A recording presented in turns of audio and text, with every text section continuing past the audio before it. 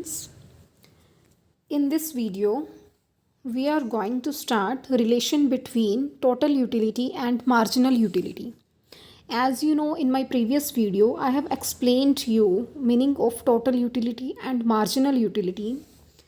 So total utility का meaning मैंने आपको बताया था, कोई भी कंज्यूमर जितनी भी उसके पास कोई कॉमोडिटी की यूनिट्स हैं सबको कंज्यूम करने के बाद जितना भी उसे सेटिस्फेक्शन मिलता है, total satisfaction, that satisfaction is known as total utility.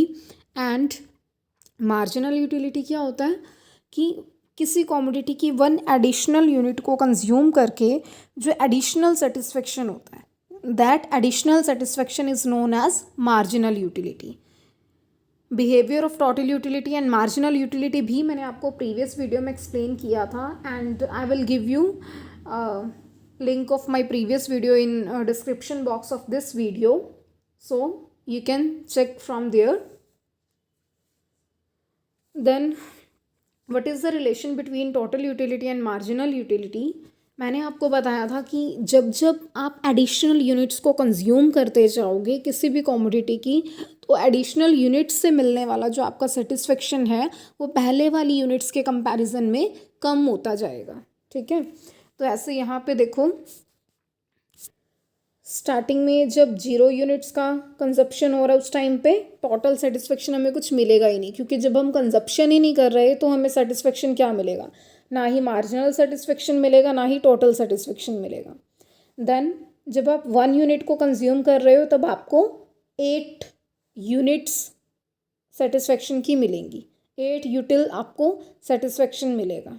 ठीक है, और मार्जिनल यूटिलिटी क्या होगी, ये भी 8 ही होगी, क्योंकि मैंने आपको क्या बताया था, प्रीवियस वाली जो यूनिट होती है उसके सेटिस्फेक्शन में से माइनस करना होता है. तो 1 यूनिट के सेटिस्फेक्शन को आप 0 यूनिट के सेटिस्फेक्शन से माइनस करोगे तो आपके पास मार्जिनल यूटिलिटी 8 ही आएगी, 8 माइनस 0 करके. फिर जब आप टोटल 2 यूनिट्स को कंज्यूम कर रहे हो तब आपको टोटल सेटिस्फेक्शन हो रहा है 14, दोनों यूनिट्स का टोटल, और अकेली सेकेंड यूनिट से ओनली जो सेकेंड वाली एडिशनल यूनिट है उसको कंज्यूम करने से आपको जो एडिशनल सेटिस्फेक्शन हुआ वो कितना है, टोटल है 14 में से 8 तो फर्स्ट वाली यूनिट का है, तो अभी सेकेंड वाली से कितना हुआ, 14 में से 8 को माइनस करके आपके पास आ जाएगा 6 यूटिल्स मार्जिनल यूटिलिटी. उसके बाद है जब आप टोटल 3 यूनिट्स को कंज्यूम कर रहे हो तब आपको टोटल यूटिलिटी हो रही है 18. अब इस 18 में से 14 तो है पहली 2 यूनिट्स की, और जो थर्ड वाली यूनिट है उसका सेटिस्फेक्शन कितना हुआ, एडिशनल सेटिस्फेक्शन 18 में से जो फर्स्ट और सेकंड है दोनों का जो टोटल था 14 उसको माइनस कर दिया तो आपके पास 4 यूटिल्स आ जाएगी मार्जिनल यूटिलिटी. थर्ड वाली यूनिट की, थर्ड एडिशनल यूनिट की मार्जिनल यूटिलिटी आपके पास कितनी आ गई, 4 यूटिल्स. उसके बाद जब आपने 4 यूनिट्स को कंज्यूम किया तो टोटल यूटिलिटी आपको हो रही है 20, और मार्जिनल यूटिलिटी पर कितनी होगी आपको, ये जो 20 है ये टोटल 4 यूनिट्स की है, तो टोटल 4 यूनिट्स में से टोटल 3 यूनिट्स की जब आप यूटिलिटी को माइनस कर दोगे तब आपके पास सिर्फ फोर्थ वाले की यूटिलिटी आ जाएगी. ठीक है, तो 4 की है 20 और 3 की है 18, तो 20 में से 18 को माइनस किया, ओनली फोर्थ वाले की आपके पास मार्जिनल यूटिलिटी आ जाएगी, कि अकेली फोर्थ एडिशनल यूनिट को कंज्यूम करने से जो एडिशनल सेटिस्फेक्शन है कितने यूटिल से आपका इंक्रीज हुआ है, 2 यूटिल से.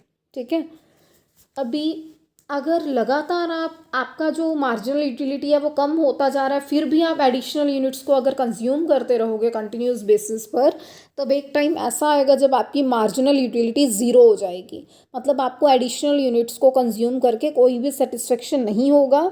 उसके बाद भी अगर आप लगातार कंज्यूम करते जा रहे हो एडिशनल यूनिट्स को, तो एक टाइम ऐसा आएगा जब आपकी जो मार्जिनल यूटिलिटी है वो नेगेटिव भी हो जाएगी, मतलब कि आपको उससे कोई बेनिफिट तो होगा नहीं एडिशनल यूनिट को कंज्यूम करने से, बल्कि उससे आपको लॉस होता चला जाएगा. ठीक है, जैसे अब आपने टोटल 5 यूनिट्स को कंज्यूम किया तो आपको टोटल यूटिलिटी 20 ही रही. अगर आप 4 यूनिट्स को कंज्यूम कर रहे हो तो भी 20, 5 को कर रहे हो तो भी 20, आपका सेटिस्फेक्शन लेवल यहाँ पे इंक्रीज होना बंद हो गया, यहाँ पे मैक्सिमम है, मतलब इससे ज़्यादा तो आपको सेटिस्फेक्शन, आपको यूटिलिटी मिल ही नहीं सकती, आप जितनी मर्जी यूनिट्स कंज्यूम कर लो. उसके बाद अब फिफ्थ वाली यूनिट से सेटिस्फेक्शन क्या हुआ, एडिशनल सेटिस्फेक्शन 0 हुआ, 20 माइनस 20 करके 0। उसके बाद अगर आप टोटल 6 यूनिट्स को कंज्यूम कर रहे हो तो आपकी टोटल यूटिलिटी डिक्रीज होने लग जाएगी, 20 से वो डाउन आ जाएगी, 18 हो गई है। मार्जिनल यूटिलिटी फिर क्या हो जाएगी, 18 में से आप 20 को माइनस करोगे तो -2। इसका मतलब है कि सिक्स्थ वाली यूनिट को कंज्यूम करने से आपका एडिशनल सेटिस्फेक्शन इंक्रीज तो क्या होना था, बल्कि वो क्या हो गया, 2 यूटिल से डिक्रीज हो गया। ठीक है। और ये जो नंबरिंग मैंने यहाँ पे लिखी है टेबल में, टोटल यूटिलिटी 0, 8, 14, 18, ऐसे ज़रूरी नहीं है कि आपने सेम यही नंबरिंग यूज़ करनी है, बट सिर्फ ये ध्यान रखना है, इस कंसेप्ट को आपने ध्यान रखना है कि टोटल यूटिलिटी जैसे जैसे क्वांटिटी इंक्रीज होगी, यूनिट्स इंक्रीज होंगी, वैसे वैसे जो टोटल यूटिलिटी है वो डिक्रीज होती जाएगी। सिर्फ ये चीज़ ध्यान रखनी है। आप जैसे मैंने 8 के बाद 14 लिया, आप 8 के बाद 16 ले सकते थे, फिर 16 के बाद आप और कुछ इंक्रीज़ कर सकते, जैसे 8 से 16 मैंने 8 से इंक्रीज़ किया, नेक्स्ट टाइम आप थोड़ा कम से इंक्रीज़ कर सकते हो, 6 से इंक्रीज़ कर सकते हो, 16 के बाद आप 22 लिख सकते थे, ऐसे करके आप कर सकते हो। ठीक है, ये था आपका टेबल। अब इसी टेबल को डायग्राम की फॉर्म में आपने रिप्रेजेंट कर देना है। ठीक है, अभी डायग्राम की फॉर्म में कैसे करोगे आप, जब भी आप रिलेशन बताते हो कोई भी दो चीज़ों में, कोई भी दो कंसेप्ट में, चाहे वो टोटल यूटिलिटी है, मार्जिनल यूटिलिटी है, या आगे आने वाले चैप्टर्स में आप और भी कंसेप्ट करोगे, तो वो वर्टिकल फॉर्म में आपने बनाने हैं डायग्राम। जब आप वर्टिकल फॉर्म में बनाओगे तभी आप एक डायग्राम को दूसरे के साथ रिलेट कर पाओगे। ओके,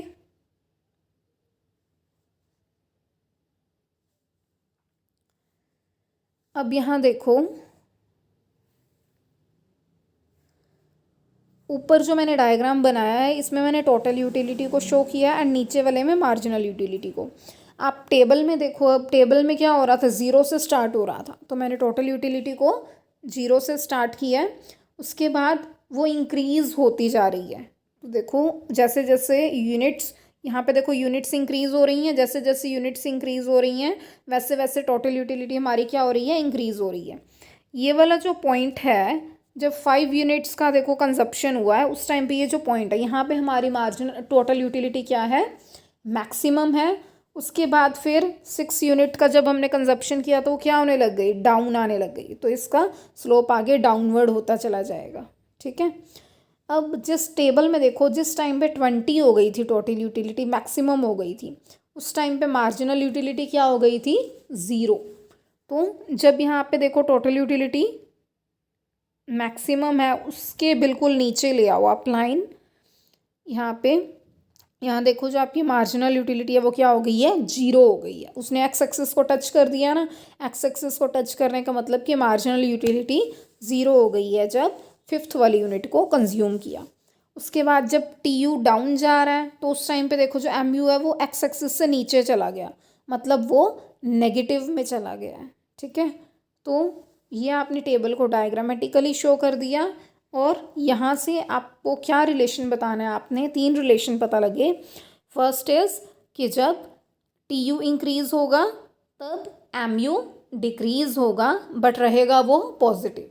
फिर उसके बाद सेकेंड रिलेशन, जब टी यू मैक्सिमम है उस टाइम पे एम यू क्या हो जाएगा, 0 हो जाएगा।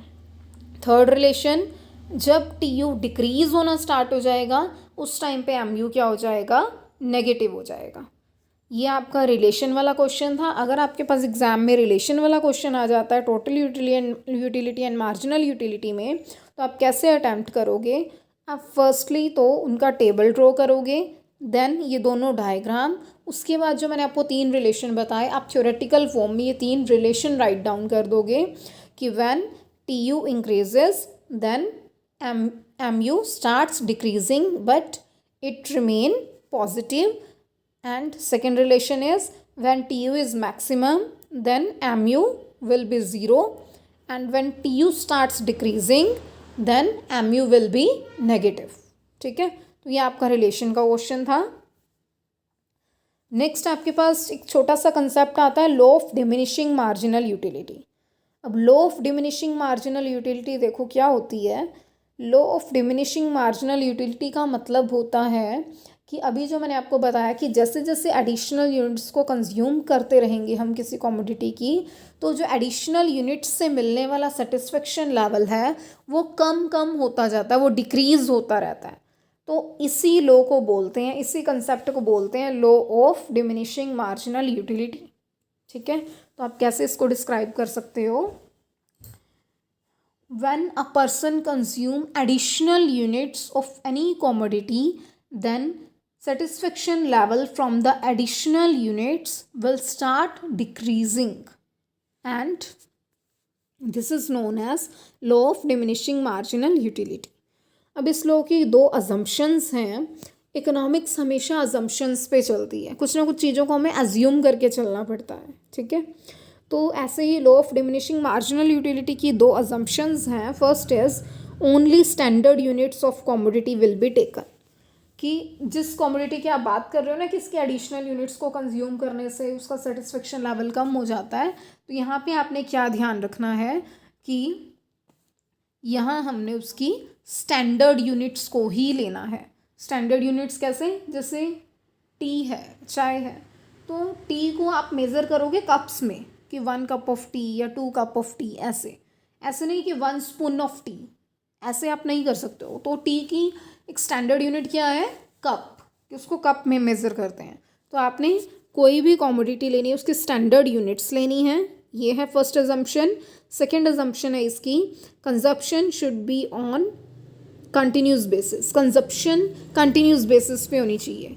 मतलब अगर आपने आप कप ऑफ टी की बात करें, अगर आपने 1 कप ऑफ टी अभी कंज्यूम किया तो सेकंड वाला भी तुरंत उसके बाद ही करना है, तो ही सेकंड वाले कप की मार्जिनल यूटिलिटी डिक्रीज़ होगी।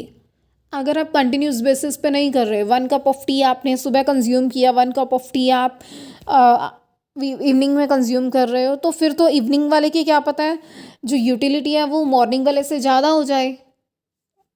उस टाइम पे क्या पता आपको ज़्यादा नीड हो इवनिंग में टी की। ठीक है, तो इसलिए जब आप ये वाला कंसेप्ट करते हो तब आपने क्या चीज़ एज्यूम करके चलनी है कि जो कंजप्शन है वो कंटिन्यूस बेसिस पे होना चाहिए, तभी एडिशनल यूनिट्स का जो एडिशनल सेटिस्फेक्शन है वो डिक्रीज होगा।